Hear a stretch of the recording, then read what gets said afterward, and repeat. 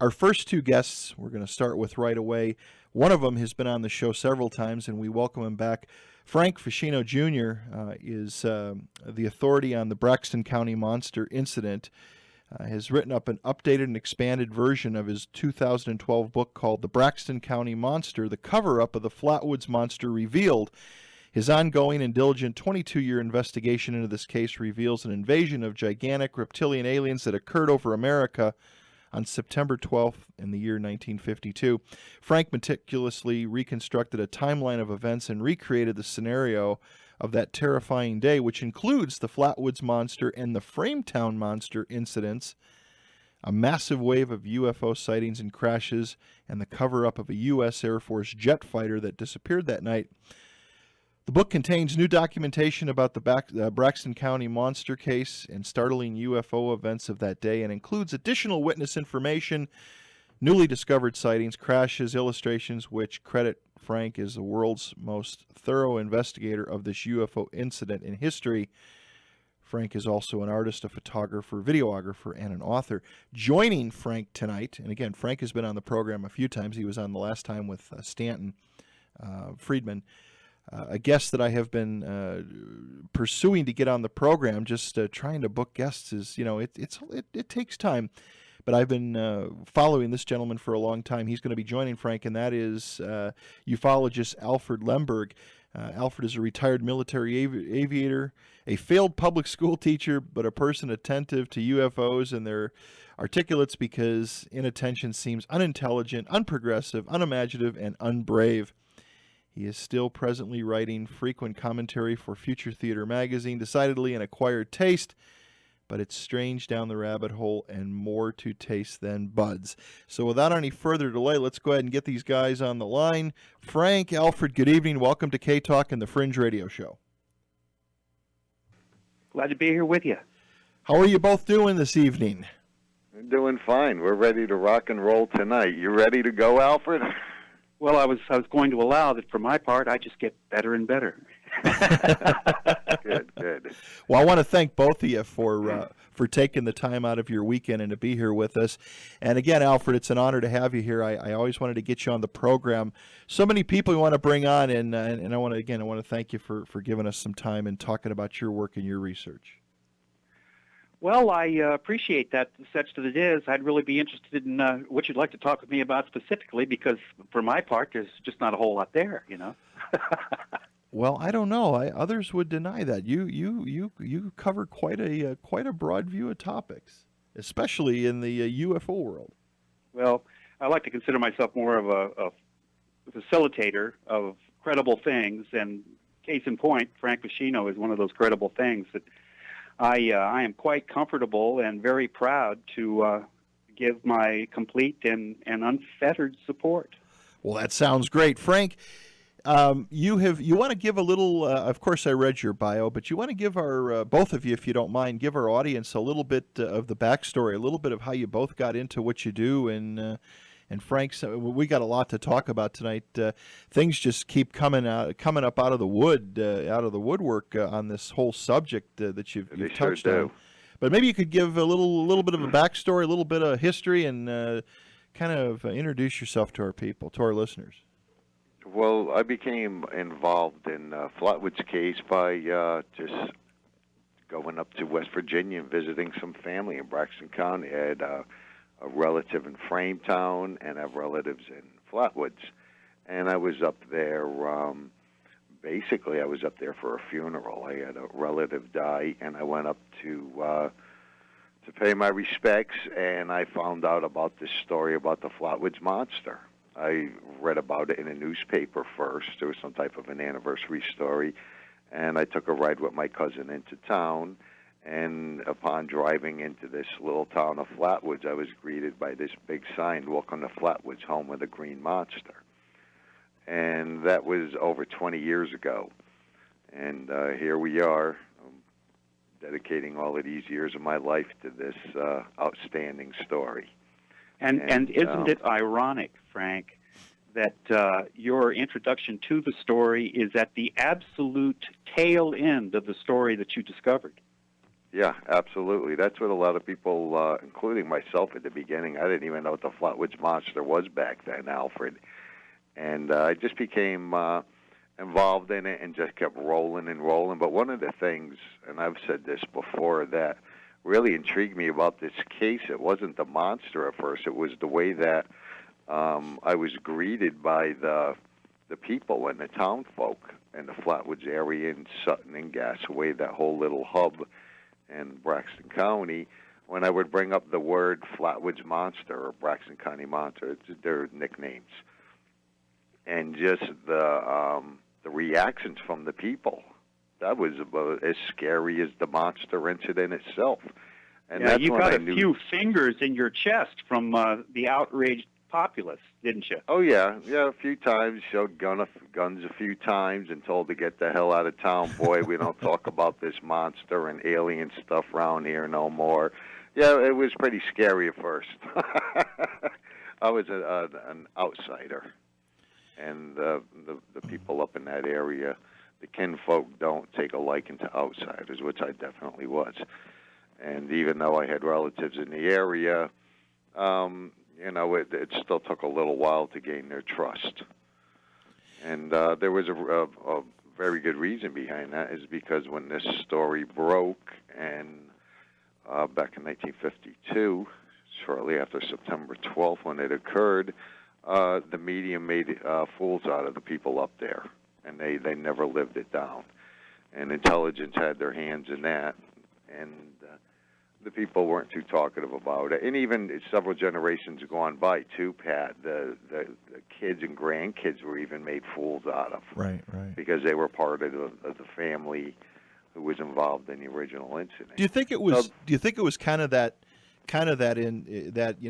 just in general, people looking at them, or whoever looking at them, thinking that they were nothing but a bunch of nuts? Do you think that had a big part of maybe the resentment to talk to anybody, or kind of? I assume probably a lot of people just went into hiding. They didn't want to talk about it. They want to forget about it. Basically, they just looked at them like uneducated hillbillies, just to tell the truth, and that's how it was perceived. Which could, and nothing could be further from the truth. I met many of the principals up there directly involved with what was going on, and these were settled, educated, intelligent, well-spoken people that were embarrassed to have a twitchy story to tell. Right. Well, and what I find interesting, and I'd like to cover that with both of you tonight, is, and I've said it many times, Frank, how much more was tied to this whole thing. I know initially when we did our first interview, it had to be 3-4 years ago, maybe longer. How you kind of concentrated on the Flatwoods Monster, and I want to go through all that for our listeners who don't know about it or have not got the depth of information that you do. But so much more it just keeps flushing out constantly. And remembering too that is the end of the story. It's the end of the story really means absolutely nothing, and is very easily dismissible. But for the beginning of the story, the beginning of the story qualifies it all. Right. You want to talk a little bit about, Frank? You walk the timeline a little bit for us? Yeah, sure. Well, let's go back to the Summer of the Saucers, 1952, okay. And Project Blue Book. They were in charge of the Air Force receiving and evaluating all the reports. You going to say something now? No. I was just, that's where we need to start. That's the beginning of the story. Yeah, because this is the backstory, and it's important. Well, 1952 had the most reported UFO sightings to Blue Book, and there was 1,501 reports, Pat. And out of those 1,501 reports, 303 of them were evaluated as unknowns. Okay? Now, we have the summer of 1950. And you talk to Stanton Friedman, and you know how significant that is. Right. Unknowns are something that, hey, you should have been able to identify them. There was enough information to see what they were or not, and you couldn't do it. That's significant. Now, what the key is here, Pat, is during the summer of 52, June, July, August, and September accounted for 1,134 of the 1,501 reports all year. And there was 111 unknowns during that 4-month period. and we have the very important July 19th and 20th and 26th and 27th weekends where UFOs flew over Washington, D.C. and the Virginia area, and there were jets scrambled out on several different occasions over those 2 weekends. And there was actually a third weekend a lot of people are not aware of where interceptors were scrambled out on August 5th. So we have 3 weekends in a row where the interceptor jets flew out over the capital area. On several occasions, these UFOs had actually flown into the restricted zones of the White House and the Capitol, and the jets were constantly going after them back and forth. And right after that, we have a shoot 'em down orders. You want to go into that a little bit, Yes, Alfred? please. This is some of his military. You want to talk a little bit about that? That was on July 28th. The Air Force had revealed through a spokesman, Moncel Montz, to shoot them down, and there were shoot-down orders issued against flying saucers. And Al, you want to talk about that a little bit? yeah, you want to get into that a little bit, Alfred? Alfred, are you there? Oh, Frank, I think they abducted him. He stopped Alfred. It always happens on the show with Alfred. Something always Alfred, goes on. where you at? Well, I'm sure he will. I don't know. We dropped off. Okay, so what happened is on July 28th, the Air Force had revealed shoot-down orders. Mm-hmm. And so I'm going to read a couple of headlines off to you here, Pat. Al, are you there? one. Yeah, I'm here. Can you hear me? Yeah. Did the aliens come get you? Well, I fought them off. They're Okay. gone now. All right. Frank, you want to turn it back? Go ahead. We had the Fall River, Massachusetts Herald News, and their headline said, "Jets told to shoot down flying discs." Jet pilots are operating under a 24-hour nationwide alert to chase the mysterious objects and to shoot them down if they ignore orders to land. Now, that's not too intelligent, trying to talk them down because we don't know if they even spoke or what language they spoke. We have the Seattle Post-Intelligencer, July 29th. Air Force orders jet pilots to shoot down flying saucers if they refuse to land. And this news story wasn't picked up across the United States. It only appeared in a handful of newspapers, which is kind of interesting. And what we have here is, by myself doing a little bit more backstory on this, I discovered that there was a lot of missing pilots that had vanished into thin air, a lot of mysterious crashes throughout the United States during this period as well. Hey, Frank, but before we go there, can we address the fact that back in the beginning now, it was UFOs doing everything, and I mean everything, but landing on the White House lawn as far as Washington and prohibited airspace, prohibited flying airspace is concerned. And the military got tired of that, and they said, and notwithstanding that they really wanted one of these things, they couldn't tolerate the incursions in the airspace and use that as justification to shoot UFOs down. So the order went out, get one of these things, knock them down. Now, of course, they said if they don't take direction to land somewhere, okay, but that's lawyers speak, okay? That is absolutely meaningless. The order went out to shoot UFOs down as a result of them being in the sky and providing a harassment. You have shoot-down orders.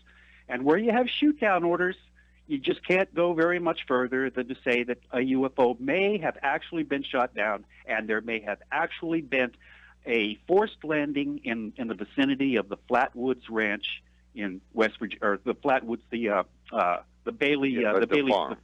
The Bailey Fisher Farm in Flatwoods. It's just I don't think it's any stretch at all to take those steps. And what I actually did, Pat, is earlier on, like Alfred mentioned earlier, that the Flatwoods incident was actually the tail end of what had happened. Nobody had looked at what was going on throughout the United States. To build up to it. Right. That was actually the end of the story. And as you know, in writing, there's always a beginning, a middle, and an end. So I actually worked in reverse, and I built through and retraced the steps of what was going on through the United States that day. And I got my hands on the Project Blue Book intelligence reports, and I spent years going through all the documents. There was hundreds of pages, and that was actually a valuable piece I had in my hand because the majority of stuff came right from intelligence reports. Let me ask you, if I could just ask you guys Yeah, both sure. a quick question that somebody just sent in for us. When you know, Al, you were talking about them being ordered to shoot these things down.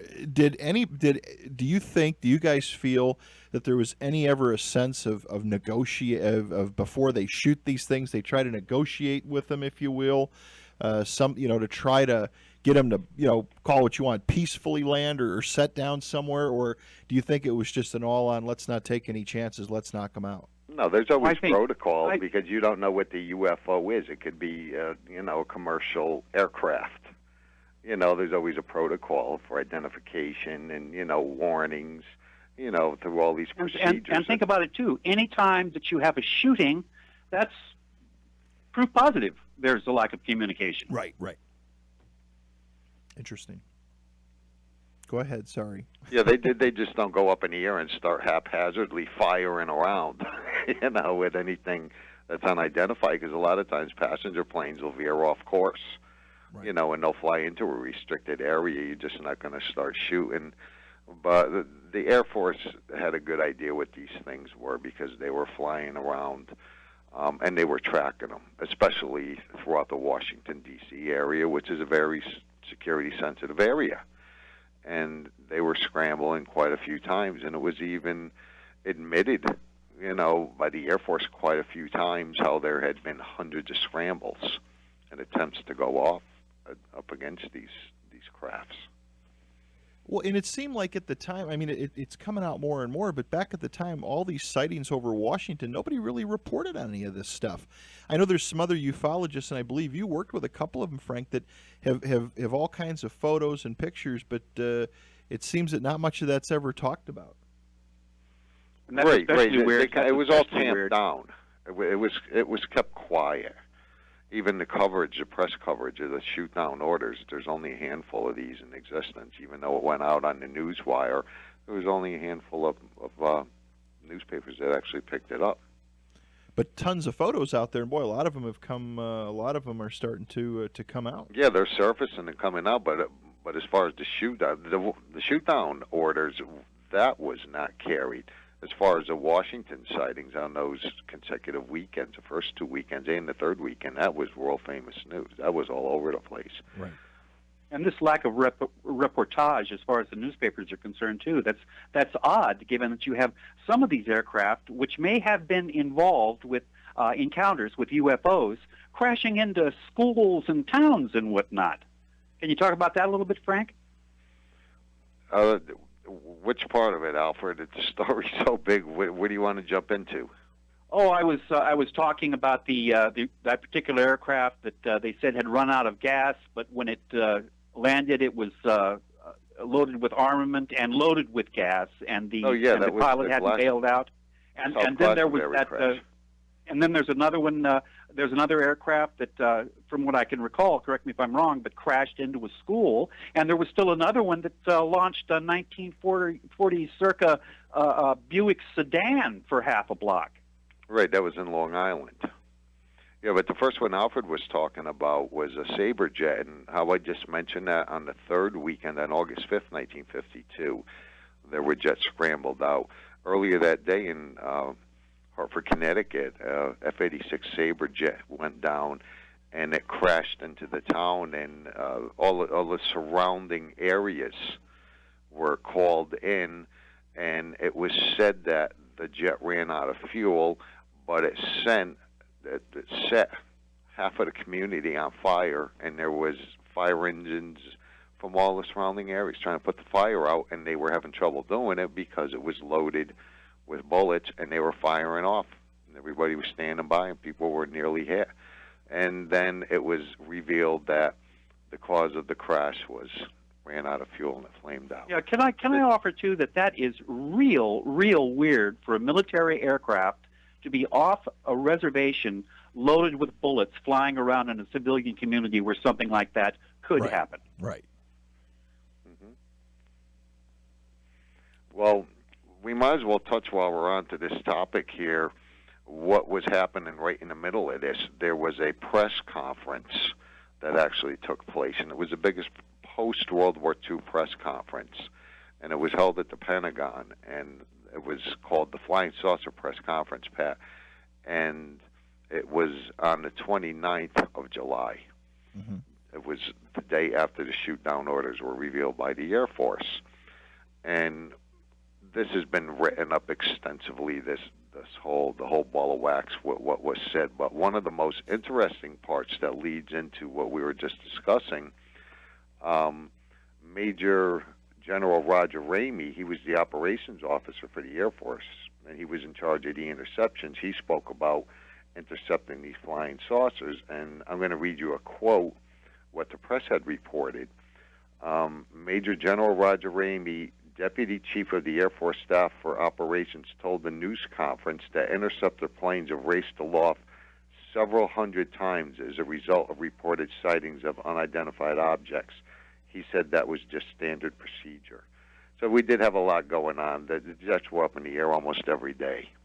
It just wasn't reported. Right. And as I started looking into this a little bit deeper, I was starting to find out how many interceptions there were. Then I was coordinating and putting together list of pilots that had disappeared and went down in these crazy, ridiculous scenarios. 3, 4, 5 jets all running out of gas at the same time, hitting into neighborhoods, crashing, lots of civilians getting injured, burned, and killed. And then I was cross-referencing into my UFO research, where there were UFOs and flying saucers seen in the same vicinity at the same time. So you start putting this big puzzle together, and what we have here, Pat, is millions of pieces of information scattered all over the world. And once you start pulling it all together and funneling it down, you start to see what actually was going on back then. Almost like an all-out war. Exactly. You want to jump on that, Alfred, a little bit about the undeclared war? Well, again, this is something else that seems rather obvious to me, that there is shooting going on, okay? Right. And it's shooting going on with an entity that is, causes twitchy behavior and is difficult to talk about and difficult to even admit. So I can appreciate all the reasons why it would be undeclared, even, as I can't condone them. But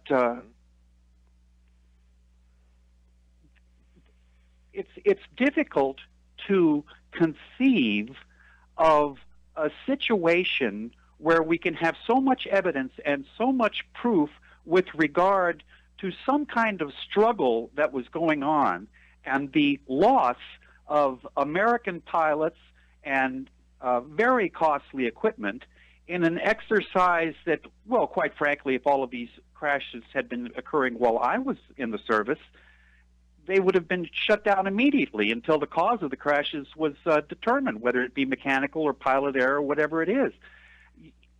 These aircraft are hugely expensive, and time is taken. Even then, I've heard it explained away as, okay, that was the cost of doing business for their training, but no, not when it's completely unexplained. It's like they're going out there and flying into a brick wall, and you accept it as the cost of doing business. Okay, there's no explanation what that brick wall is, why that brick wall is there, how that brick wall even happened. All right, so it just seems to me obvious that there was a war with an entity that possessed aircraft able to do things that our aircraft could in no shape, way, manner, or form do. We battled those aircraft, and I think it's again kind of a foregone conclusion that the result of that was at least one downed alien aviator in the Flatwoods, West Virginia area. And what I mentioned earlier was talking about with Alfred is this was not an isolated incident. I also discovered another area where a report of a monster alien, they called them monsters back in 1952, but it was some type of extraterrestrial was found in the area of Wheeling, and that's an area, Pat, where another UFO had went down. What happened is I started pulling out and separating all the different sightings through the Project Blue Book reports, and that took several years. Then I would just follow the trail, and I would go into the local newspapers. In some instances, I went to the actual locations, and I was researching through small archives and actually reading some of the newspapers. And I did this up and down the East Coast. I was working with a lot of librarians and private persons, and they were sending me stuff as well. Well, make a long story short, I put together this master map, which is on my flatwoodsmonster.com website. Right. And and it's an amazing map, by the way. I spent hours looking at it and connecting all the dots. And that's what I did. I basically started connecting the dots, and a picture started forming, and I was able to figure out there was 3 damaged UFOs that came over the eastern seaboard that night. The Flatwoods Monster was just one of them. And then there was a 4th damaged UFO that came up from the southern direction from Florida, and actually crashed en route to going to Flatwoods. What Flatwoods was a hub rendezvous. And the military personnel that I worked with were amazed to stand back and look at this map, and I was writing and working with these fellas, and they said this was a search and rescue operation, and that's what it was, Pat. When these damaged UFOs came in, they were trying to keep them together in the same area, and West Virginia... Delay tactics, feints, and digressions and false movements to kind of confuse the issue about what they were doing and where they were going, when it can be conceivably worked out that they were trying very hard to protect the progress of one of their own, which had gotten into some difficulty, perhaps shot from a jet. Right. Well, the craft that landed in Flatwoods, what I did, Pat, is I retraced its flight path and traced it north of Braxton County and then back towards the coast, and it flew over Virginia, and it went all the way back over Washington, D.C., and it was actually reported as the flame over Washington in the press, the flame over Washington. And when this damaged UFO came from the east, flew west, it was flying at over parts of Washington at treetop level. And the people were just standing there looking up and gawking at this thing. Well, what had happened is when this came over Washington, D.C., there was a lot of people out that night. There was no air conditioning back then, and it was an Indian summer, and it was quite hot that evening. So Washington, D.C. was pretty busy. Right. People were driving around with their convertibles down. People were walking their kids in strollers, walking their dogs. There was a lot of activity going on. Then here, about 7 o'clock, they look up, and here comes this gigantic fireball flying over Washington. In some parts, I said, it was actually coming in at treetop levels. That's pretty low. So these people got a good look at what was flying over the Capitol. And it flew west, continued west. And what happened, Pat, is as it passed over Washington, D.C., there was a dozen UFOs that dropped out of the sky and formed an aerial perimeter around Washington. And they followed this damaged craft west. There is countless accounts and eyewitness testimonies of people that saw this actually happening that night. They surrounded this UFO, and they were like blockers on a football field, and they protected it. When it got outside of the Washington, D.C. area and wasn't taken down over land, they ascended back up into the sky and they left. Now, what the confusion was is reading the testimonies and the intelligence reports. There were so many different shaped crafts seen over a 10-minute time period from approximately 7 to 7:10. Nobody understood what was going on because it didn't make sense. Some of these things were seen different colors, size, shapes, different areas, flying in different directions. What they were doing is they were protecting this craft. with this perimeter. And when it flew past Washington and not taken down, they went back up into the sky. This damaged UFO continued and flew about 200 miles west. And if you look at the location of Flatwoods, is actually central West Virginia. It's the geographical center point of the state. It is directly across from the Capitol. If you were able to stand on the Capitol dome and look 200 miles to the west, you would see the Bailey Fisher farm top where that thing went down. It's a straight beeline across.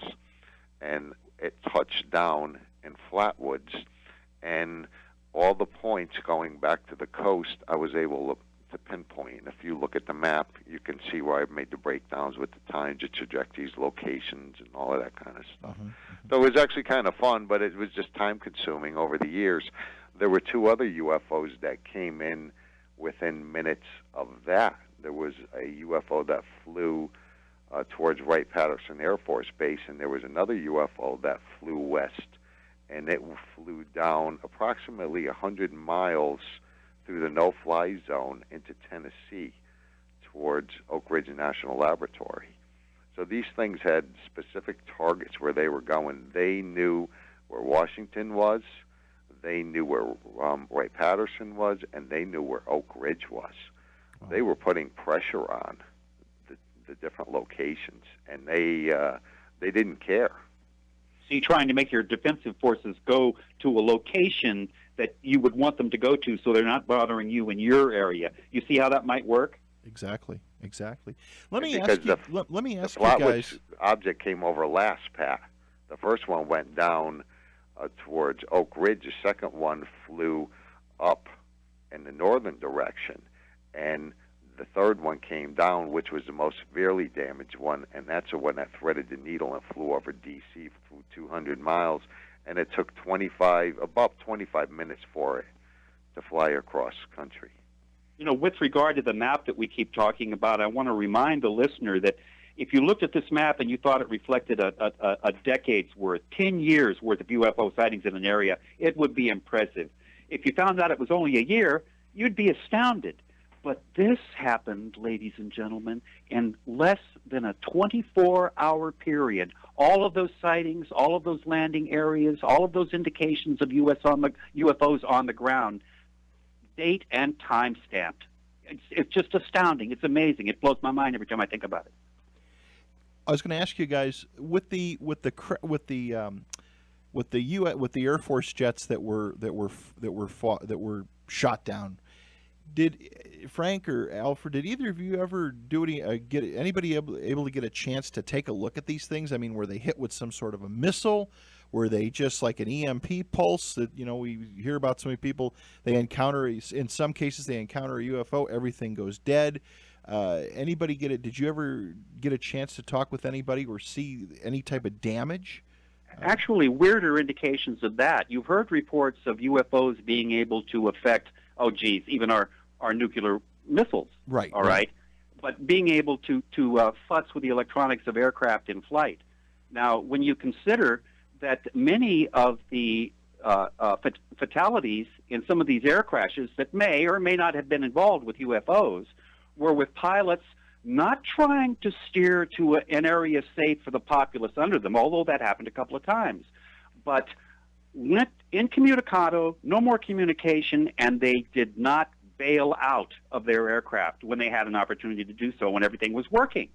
See, that's even a weirder indication than being hit by some kind of ray or missile or something like that. Right. Interesting.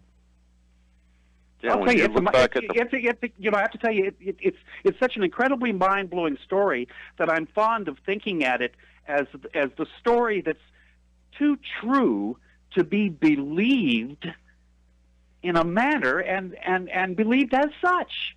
It's just completely and absolutely nuts.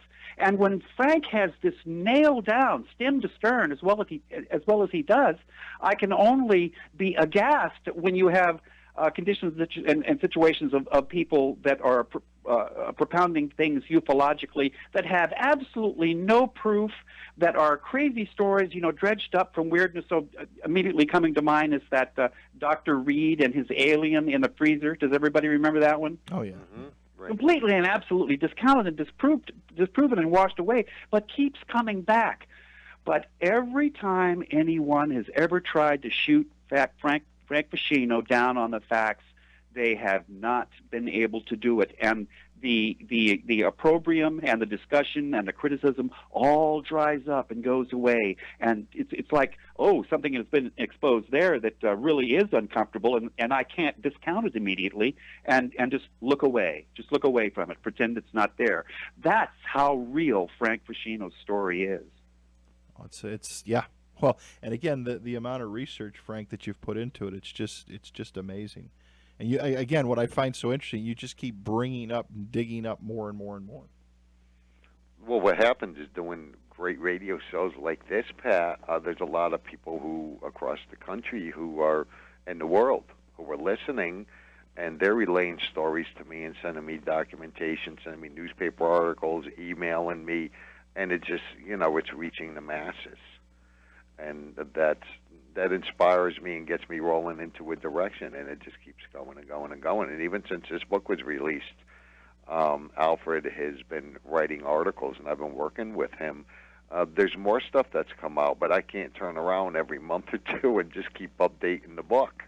So Alfred's putting these articles up on the internet, and there's several more. It's like ongoing. It never stops, Pat. Never stops. Every time we turn around, something else comes out. With the UFOs that the craft that went down, were any of those ever recovered, or was that really swept under the carpet, or hid under an extreme veil of secrecy? I was able both and all.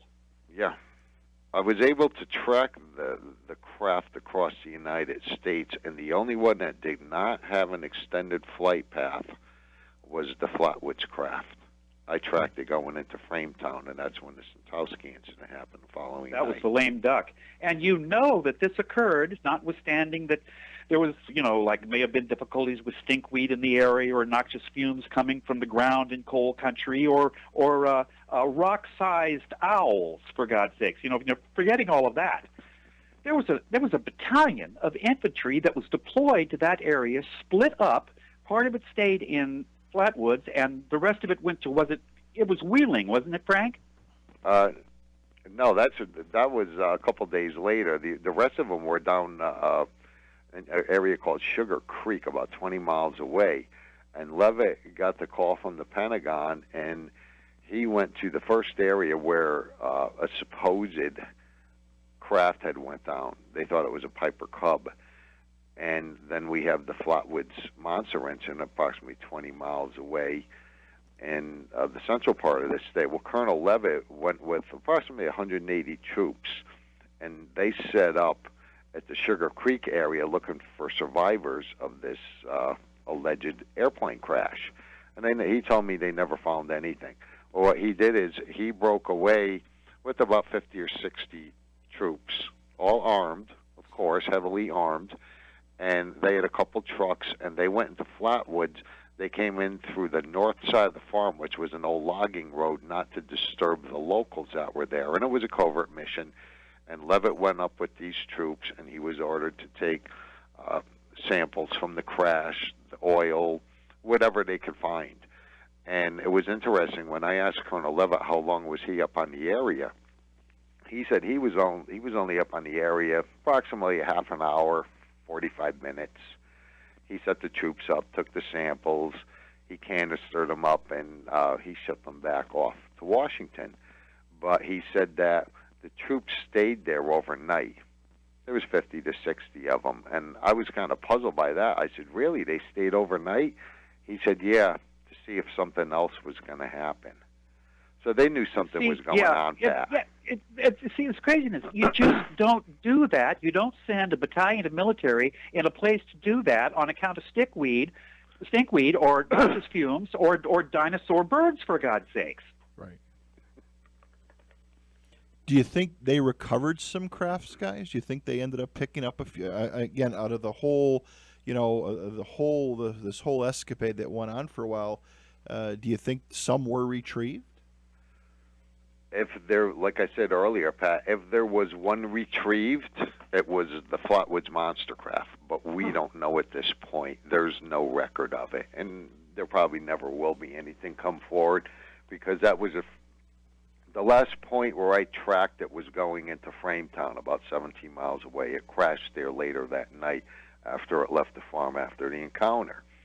And the following night is when the George Snatowski incident happened with the huge alien, and it came up to the car, and the car had shut down. Well, after that we could go into that later, but after that happened, Pat, is a huge oval-shaped craft came down and landed in the woods, in the nearby woods. And I don't know if that craft picked up the damaged craft or it was left there and the military got it. I don't know. So we basically have two options. The military got it, or the ETs picked it up and they towed it back. I don't know. And we probably never will know. But there was abundant evidence that something twitchy occurred there, or Stanton Friedman wouldn't have a thing to do with it. Right. Oh, absolutely. One of our listeners sent in a question for you guys to get your thoughts on it. It says, does Frank and Alfred believe that there's a top-secret space defense platform for engaging these alien threats, and could this also be some type of government disinformation for a possible future false flag alien invasion of some type? If there was not an alien threat, we'll put big quotes around that. Okay. If there was, I should rephrase that. If there is an alien threat, how could there not be an agency to regard it and pay attention to it and study it and try to think of countermeasures and whatnot? How could there not be? Right. Very true. Absolutely. And when you look at the big picture of what happened, like what Lehmberg said earlier about Colonel Levitt going into that area. Colonel Levitt was he was a World War II hero, fought in the South Pacific. When he came back to West Virginia after the war, he was the commander. At the time, he was a captain in 1952. When I interviewed Levitt, he told me he got a call from Washington, D.C. Okay, when he received this call, he was told to go up there. Now, when you look at the hierarchy of how this whole thing went down, Mrs. May is the one that made the initial phone call to the police department, the local sheriff's department. In turn, the call went to the state police, and from the state police, somewheres in between, that call went to Washington. Now, the Air Force would not have called the United States Army, because that's what basically the National Guard, ground troops to go up there for a 12-foot owl, because that was what the explanation was, Pat. They said it probably was a big barn owl perched up on a tree that scared the hell out of all the witnesses. Right. Misidentification. Launch the infantry. Right, but Over an owl. Yeah, and Colonel Levitt told me this was a covert operation, and he knew there was cover-up. He told me, he said there was definitely a cover-up, but he basically spilled his guts to me on video camera, and I have a YouTube documentary. If you just put up Book by Feschino, you'll see. It's about a 40-minute documentary I have, and you'll see some highlights of Colonel Levitt's interview with me. But the Air Force wasn't going to involve the Army for basically ground control. Is that what you would call, Alfred? Yeah. Cordoning off the area, because they didn't know what was going on. When Levitt told me that his troops stayed overnight in case something else happened, I was floored by that. And so they knew something was going on, and I really believe the Air Force knew they shot these ET craft down. They knew one was heading west.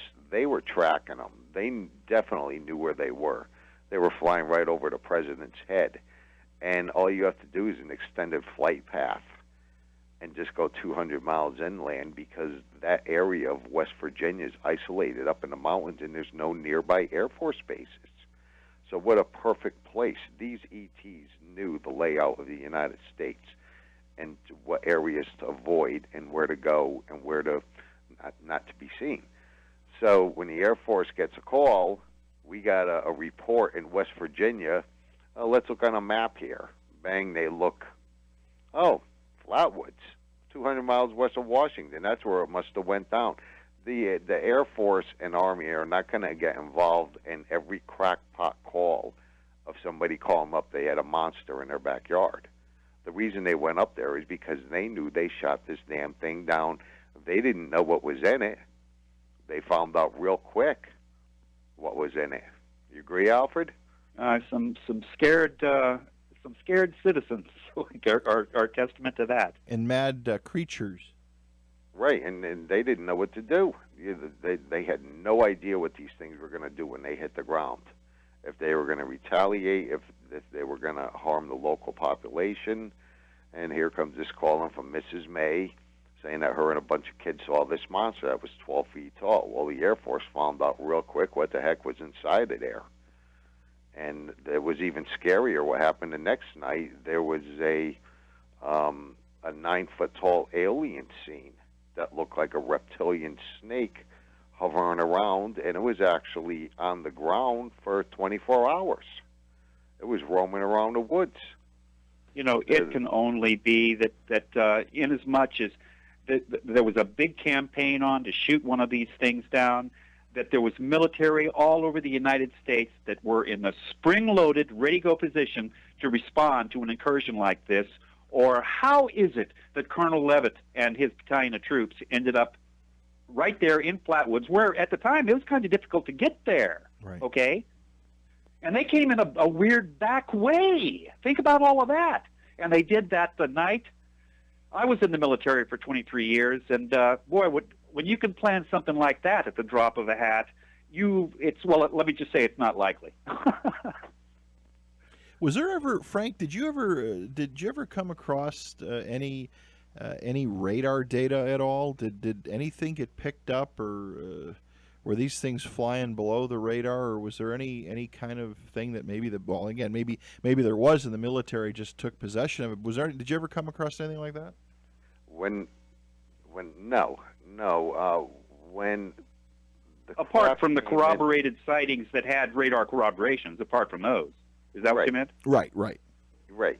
Well, when they flew in and this UFO headed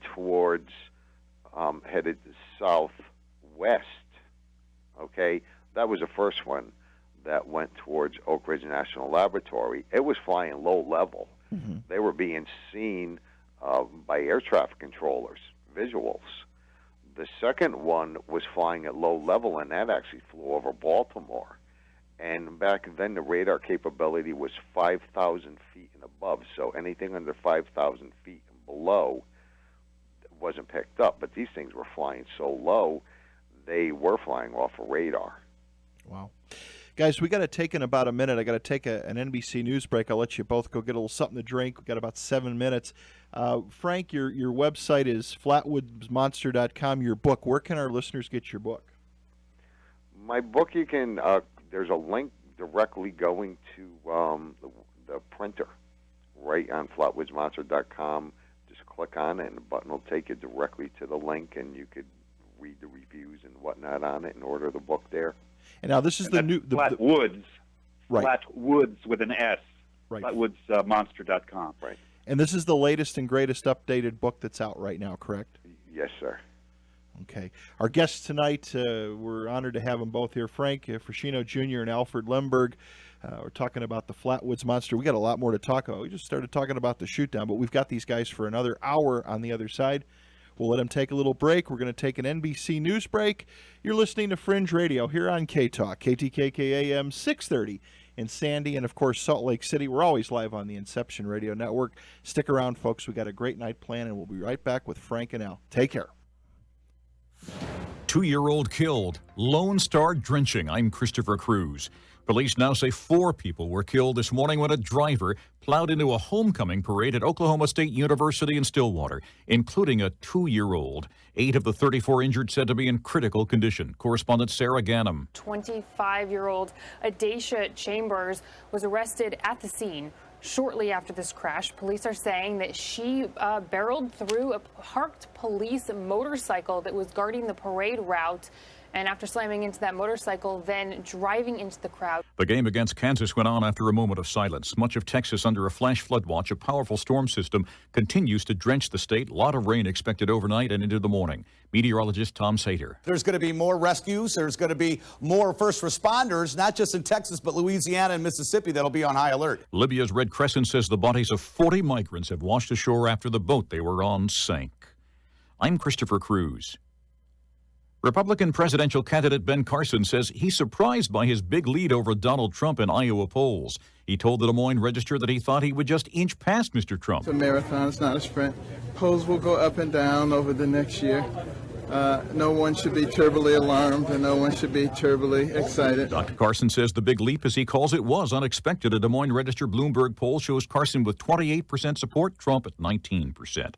Health workers fighting an outbreak of the norovirus in schools in Washoe County, Nevada. At least 1,700 students and staff at 20 schools and some daycare centers have been infected. Officials hope a fall break will help them stop the spread of the virus, which causes nausea, diarrhea, and vomiting. A bear attack in Florida on the eve of the state's first bear hunt in more than 20 years. A man was injured when he tangled with a bear while he was walking near a motel in East Point.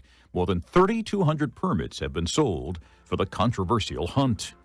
I'm Christopher Cruz.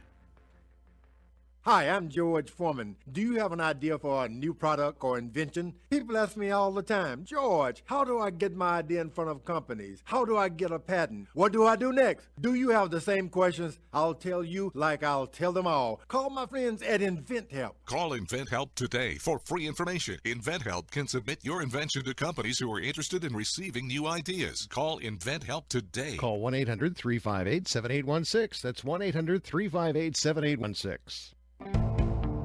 Now at the Home Depot, get the Kidda Remote Link Monitor for just $99. It works with your existing smoke or carbon monoxide alarms. Nothing more to buy, no more monthly fees. If an alarm triggers anywhere in your house, it alerts you through your smartphone or tablet, wherever you are. It's as simple and easy and affordable as that. Let's do this. The Kidda Remote Link Monitor, only $99 and only at the Home Depot. More saving, more doing. While supplies last, U.S. only. The U.S. Coast Guard spotted a cluster of 20 great white sharks off the coast of Northern California last week. The sharks were swimming about 100 yards offshore near the city of Pacifica. Most of the sharks were between 10 and 15 feet long, a couple of them about 18 feet long. Legendary actress Maureen O'Hara has died. She was 95. She appeared in films in 7 decades, including Miracle on 34th Street, McClintock, Big Jake, and The Parent Trap. She worked with John Wayne, and he apparently made quite an impression on her. He was a naturally macho human being. Macho is a Spanish word meaning very male, very masculine. I think God made him that way. A monument to Star Wars villain Darth Vader has been unveiled in Odessa, a city in Ukraine. The city had a statue to communist leader Vladimir Lenin. It was to be taken down. Some people wanted to keep it up, so the city compromised, asked a local artist to transform it into what is now being called the first monument to Darth Vader. I'm Christopher. Hey, Dad. I passed my driving test. Nice license. Shows off the facial hair, right? Facial hair. Anyway.